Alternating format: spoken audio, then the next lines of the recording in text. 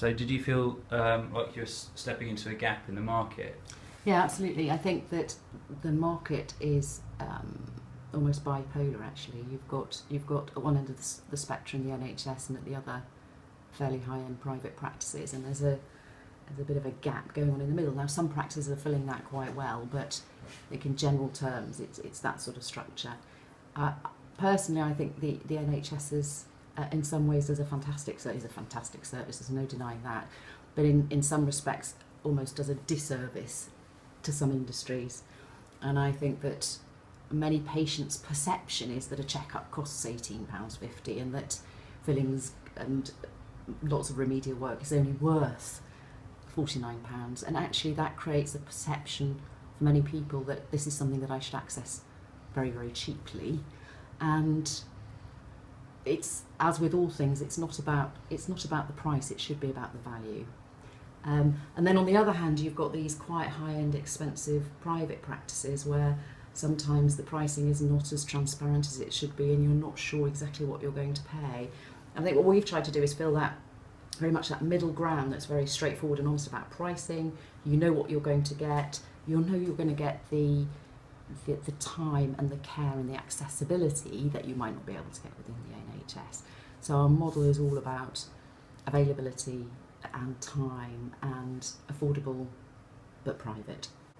So what's different? Why is visiting one of your clinics in a Sainsbury's better than going to my usual local dentist? I think there are some practical differences in that from an access point of view you can park very easily, you can come in at 8 in the morning and you can come in at 8 o'clock in the evening. So you don't have to change your life in order to access the dentist. It can be done around what suits you. So what are the opening hours? So we open 8 till 8 Monday through Friday, 8 to 6 on Saturday, and 11 through 3 on Sunday. And the reason we're shorter hours on a Sunday is obviously the supermarkets are restricted on Sunday hours, so we have to work around that. But the important thing is that you can access a dental practice 7 days a week, and you can come in the mornings and you can come in the evenings. So if you look at people, again, that are very nervous and worried about going to the dentist, what they will do is they'll put all these barriers in place. I have to take time off work, or it's very difficult for me to get to the practice. It's very expensive, therefore I can't afford to go. And what we're trying to do in this environment is simply just take each of those barriers away, so that actually what happens is people kind of run out of excuses not to come. I can go in the evening, it's not going to cost me a fortune. I can actually wander into this practice and have a chat with the dentist or with the team at the front desk without committing to anything. And so if you walk into one of our practices, you'll find that the reception area is a bit like a confessional where people sort of stand at the door and say, please forgive me, Father, I haven't been for 25 years, and see what sort of reaction you get.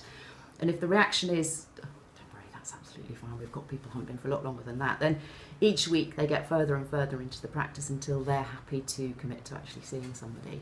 And I think that's a very big difference to if you're purposefully ringing up, making an appointment, going to a dental practice. Chances are you may never have met that clinician before, you may never have met any of the team before, and before you know it, you're lying down with your mouth open and hoping everything goes well.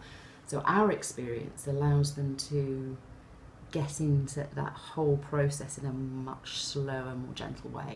And whilst we encourage all of the teams, dentists included, to get out onto the supermarket aisles to talk to people, we have a very strong message that goes to those teams that if anybody tries to sell anybody anything, then that's a big issue for us. So it's not applying retail skills from the point of marketing in a sales way. It's about saying, would you like to come and talk to somebody and understand how this works? And I think one of the interesting things in dentistry is that the vast majority of people do not know what many of the treatments are or what many of their options are.